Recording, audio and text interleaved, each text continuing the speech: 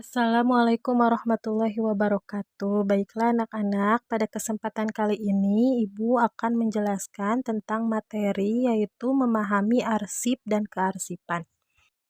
Sebuah lembaga atau instansi manapun pasti memiliki sumber informasi yang mendukung segala kegiatan di dalamnya.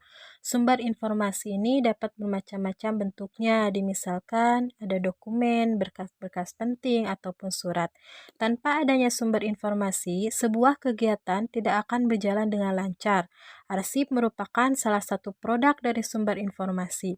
Kegiatannya selalu membutuhkan sumber informasi. Oleh karena itu, arsip merupakan salah satu komponen penting yang harus selalu dijaga. Secara definisi, arsip ini merupakan catatan atau record atau warkat yang ditulis, baik itu dicetak atau ditik dalam bentuk huruf, angka, atau gambar yang mempunyai arti atau tujuan tertentu sebagai bahan komunikasi dan informasi yang terekam pada berbagai media. Media yang digunakan sebagai arsip berupa kertas, kertas film, media komputer, dan lain sebagainya. Jika disimpan dengan aturan tertentu, maka arsip tersebut akan mudah ditemukan jika sewaktu-waktu dicari atau diperlukan.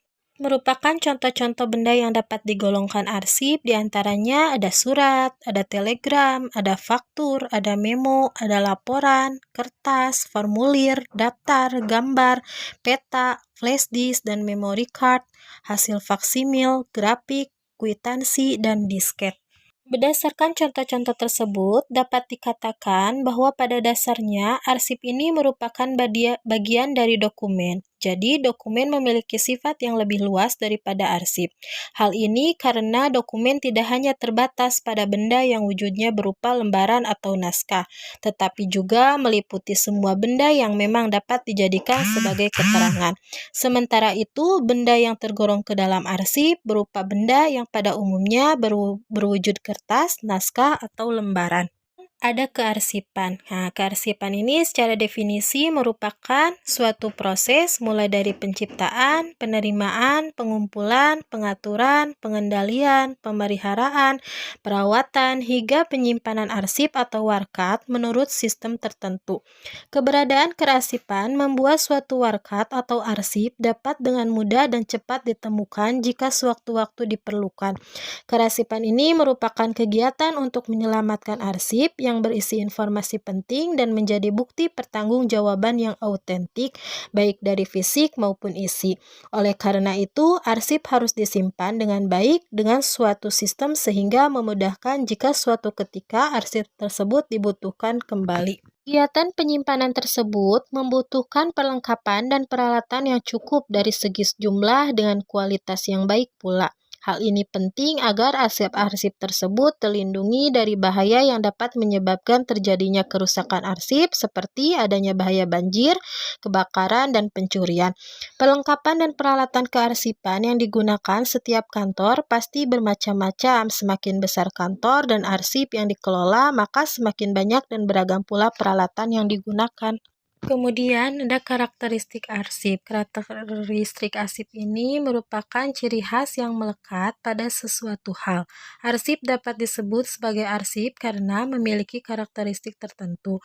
Biasanya arsip berbentuk surat atau warkat. Namun sebuah surat atau warkat baru dapat disebut sebagai arsip apabila memenuhi syarat-syarat sebagai berikut. Pertama, ada autentik. Jadi autentik ini merupakan suatu arsip dapat disebut autentik jika arsip tersebut memiliki wujud yang asli, baik dari isi, struktur, maupun konteks yang melekat. Arsip yang autentik juga memiliki informasi mengenai waktu dan tempat pada saat arsip itu dibuat atau diciptakan. Biasanya secara bentuk dan tampilan, arsip yang telah lama disimpan memiliki kondisi yang tidak sama dengan saat arsip tersebut baru dibuat. Namun, arsip yang autentik tidak mengubah isi dan artinya. Arsip autentik juga harus dapat merefleksikan tujuan dan kegiatan dari pembuatannya. Karakteristik selanjutnya yaitu bersifat legal. Legal artinya arsip yang mendukung suatu kegiatan harus memiliki status resmi sebagai bukti bukti atas pelaksanaan kegiatan tersebut. Aspek legal yang dimaksudkan yaitu sebuah arsip secara otomatis menjadi hak cipta si pembuat arsip tersebut. Oleh karena itu, ketika terjadi sesuatu yang tidak diinginkan terhadap arsip tersebut, si pemilik hak cipta dapat membawanya ke ranah hukum. Selanjutnya, unik, yaitu setiap arsip yang disimpan bersifat unik, yaitu dibuat pada saat yang tidak bersamaan, serta memiliki karakteristik dan kronologi yang berbeda antara satu dan lainnya. Sifat unik dari arsip tersebut yaitu membuat sebuah arsip sulit untuk dicari kesamaannya dengan arsip lain. Namun hal ini terlepas ketika arsip sudah diduplikasikan untuk kepentingan tertentu. Percaya, suatu arsip harus dapat dipercaya sebagai bukti yang dipergunakan untuk mendukung pelaksanaannya kegiatan tertentu. Jika sebuah arsip sudah terpercaya ketika suatu saat arsip dibutuhkan oleh pihak tertentu, arsip tersebut dapat dijadikan sebagai landasan untuk mengambil keputusan terhadap masalah yang ada, yaitu mempunyai kegunaan. Jadi sebuah arsip harus memiliki kegunaan agar dapat diambil manfaatnya untuk pelaksanaan kegiatan tertentu. Salah satu manfaat dari arsip yaitu menjadi sumber informasi bagi suatu penelitian, karena di dalam arsip terekam info-info penting saat arsip itu dibuat.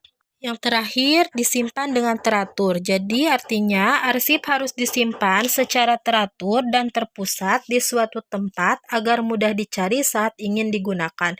Biasanya arsip disimpan dengan sistem tertentu bergantung pada kebijakan si pemilik arsip dan pemegang hak cipta. Hal ini penting agar tidak ada arsip yang hilang di kemudian hari. Penggolongan arsip. Arsip dapat digolongkan ke dalam beberapa kategori, yaitu berdasarkan bentuk fisik, berdasarkan isi masalah, berdasarkan kepemilikan, berdasarkan sifat, dan berdasarkan fungsi. Yang pertama, berdasarkan bentuk fisik. Menurut bentuk fisik arsip dapat digolongkan menjadi dua jenis, diantaranya ada arsip berbentuk lembaran. Arsip jenis ini merupakan kumpulan berkas yang berupa lembaran seperti kertas, contohnya ada surat, kwitansi, faktur, dan foto. Kedua, ada arsip berbentuk non-lembaran. Arsip jenis ini merupakan kumpulan berkas yang bukan berupa lembaran, melainkan benda atau media penyimpanan lain. Contohnya ada disket, flash disk, mikrofilm, dan rekaman pada pita kaset. Berdasarkan isi masalah. Menurut isi dan masalah di dalamnya, arsip digolongkan menjadi 5 jenis, yaitu pertama ada arsip keuangan atau financial record. Arsip keuangan ini semua berkas yang berisi catatan-catatan mengenai masalah keuangan dalam sebuah perusahaan, kantor, ataupun organisasi tertentu.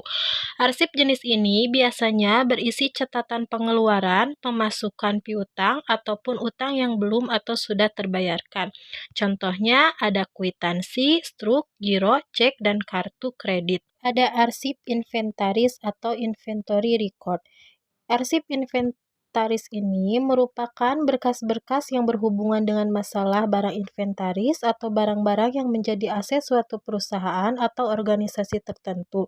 Contohnya ada catatan mengenai jumlah ukuran dan harga barang yang menjadi aset perusahaan atau organisasi. Kemudian C. Arsip personal atau personal record.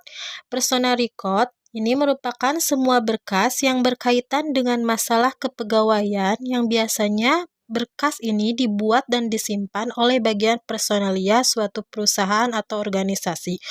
Arsip ini berisi data-data pegawai atau anggota organisasi. Contohnya yaitu surat lamaran kerja atau kurikulum vitae, daftar riwayat hidup, daftar hadir pegawai, dan surat keputusan. Penjualan atau sales record. Jadi ini merupakan semua bentuk arsip yang berhubungan dengan masalah penjualan dari produk, baik berupa barang maupun jasa yang dihasilkan perusahaan atau organisasi. Arsip penjualan biasanya digolongkan berdasarkan jenis produk dan waktu transaksi, baik berupa harian, bulanan, maupun tahunan. Contohnya diantaranya ada data penjualan, daftar nama agen, dan data distributor. Yang terakhir yaitu arsip produksi atau production record. Arsip produksi ini merupakan semua catatan dalam bentuk apapun yang berkaitan dengan masalah produk suatu perusahaan atau organisasi tertentu. Arsip produk biasanya berisi data mengenai logistik bahan baku. Contohnya diantaranya arsip mengenai jenis bahan baku, jenis alat atau mesin yang digunakan, serta jenis dan kualitas barang, baik barang yang menjadi faktor produksi maupun barang hasil produksi. Kemudian nomor 3, berdasarkan kepemilikannya. Menurut hak kepemilikannya, arsip digolongkan menjadi 2 jenis. Di antaranya ada arsip milik lembaga pemerintah, ada arsip milik instansi pemerintah dan swasta. Arsip lembaga pemerintah terbagi menjadi 2 jenis, diantaranya ada arsip pemerintahan tingkat nasional. Arsip pemerintahan tingkat nasional adalah arsip negara yang berisikan informasi mengenai keseluruhan aspek penyelenggaraan suatu negara. Arsip ini juga sering disebut sebagai arsip nasional. Di Indonesia, arsip negara tingkat nasional disimpan oleh Arsip Nasional Republik Indonesia atau ANRI. Seluruh arsip yang tersimpan di ANRI dimiliki secara mutlak oleh negara dan tidak dapat diakses secara sembarangan. Jika seseorang atau suatu organisasi memerlukan arsip yang tersimpan di ANRI, orang atau organisasi tersebut harus menjalani serangkaian prosedur peminjaman yang telah ditetapkan oleh ANRI. Ada arsip pemerintahan tingkat daerah. Arsip pemerintahan tingkat daerah merupakan arsip negara yang tersimpan di berbagai tingkat daerah seperti ibu kota provinsi, kabupaten, kota madya, hingga kecamatan dan kelurahan. Jenis arsip ini memiliki ruang lingkup yang terbatas, yaitu hanya berisikan informasi mengenai daerah yang bersangkutan. Kepemilikannya ada arsip milik instansi pemerintah dan swasta. Arsip yang dimiliki oleh instansi pemerintah dan swasta yang terdiri dari 2 jenis, diantaranya arsip primer dan sekunder, dan arsip sentral dan arsip unit. Pertama ada arsip primer dan sekunder. Arsip primer merupakan arsip awal atau asli serta bukan merupakan arsip salinan. Sementara itu, arsip sekunder merupakan arsip yang berupa tindakan karbon copy atau salinan dari arsip primer. Nomor 2 ada arsip sentral dan arsip unit. Arsip sentral merupakan arsip yang disimpan terpusat pada suatu tempat, misalnya arsip pemerintahan tingkat nasional.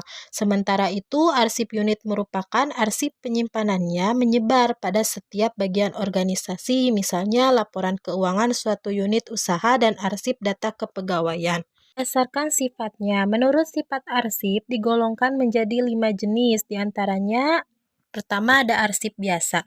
Arsip biasa ini merupakan arsip yang semula penting tetapi menjadi tidak penting setelah waktu masa berlakunya atau informasi di dalamnya sudah berlalu.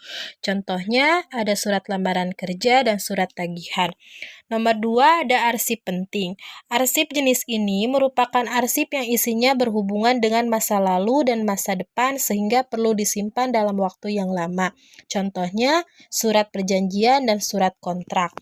3. Ada arsip tidak penting. Arsip tidak penting ini merupakan arsip yang hanya mempunyai kegunaan informasi dan tidak memiliki kegunaan lainnya. Contohnya ada surat undangan dan surat pemberitahuan. Nomor 4, ada arsip sangat penting. Arsip sangat penting atau vital ini merupakan arsip yang dapat dijadikan alat pengingat selama-lamanya atau bernilai sejarah atau ilmiah. Dari keberadaannya menjadi persyaratan dasar bagi kelangsungan operasional pencipta arsip. Arsip sangat penting atau arsip vital tidak dapat diperbarui dan tidak tergantikan apabila rusak atau hilang. Contohnya ada naskah proklamasi dan surat keputusan hasil penelitian. Nomor 5 ada arsip rahasia. Arsip jenis ini merupakan arsip yang isinya hanya boleh diketahui oleh orang tertentu dalam suatu organisasi. Arsip ini tidak boleh dibocorkan sembarangan tanpa persetujuan pihak yang terkait. Contohnya arsip penilaian pegawai dan arsip strategi pemasaran. Ya, berdasarkan fungsinya. Menurut fungsi, arsip digolongkan menjadi 2 jenis. Di antaranya ada arsip dinamis dan arsip statis. Arsip dinamis ini dibagi menjadi 3. Ada arsip aktif, arsip semi aktif, arsip inaktif. aktif. Pertama ada arsip dinamis. Arsip dinamis ini merupakan arsip yang dipergunakan secara langsung dalam kegiatan penciptaan arsip dan disimpan selama jangka waktu tertentu. Arsip dinamis biasanya digunakan dengan tujuan penyelenggaraan kehidupan kebangsaan atau penyelenggaraan administrasi negara. Arsip dinamis terbagi menjadi dua jenis, diantaranya ada arsip aktif, arsip semi-aktif, dan arsip inaktif. Nah, pertama ada arsip aktif. Arsip aktif ini merupakan arsip yang dipergunakan secara terus-menerus dan frekuensinya tinggi dalam kegiatan kantor. Arsip ini masih sering dikeluarkan untuk keperluan tertentu, contohnya daftar hadir pegawai. Arsip semi-aktif. Arsip ini merupakan arsip yang frekuensi penggunaannya sudah menurun, tetapi terkadang masih diperlukan. Contohnya, ada surat keterangan catatan kepolisian atau SKCK. Terus kemudian ada arsip inaktif atau tidak aktif. Arsip inaktif ini merupakan arsip dinamis yang sudah sangat jarang digunakan. Arsip ini hanya digunakan sebagai referensi atau pemberi keterangan semata. Contohnya pot sekolah. Nah, berdasarkan fungsinya ada arsip statis. Arsip ini merupakan arsip yang dihasilkan oleh pembuat arsip karena memiliki nilai guna kesejarahan, telah habis retensinya, dan berketerangan permanen yang telah diverifikasi baik secara langsung maupun tidak langsung oleh ANRI atau lembaga kearsipan lainnya. Contohnya, naskah dan dokumentasi sejarah seperti naskah proklamasi atau naskah kuno Indonesia. Nah, sekian pembahasan dari Ibu. Wassalamualaikum warahmatullahi wabarakatuh.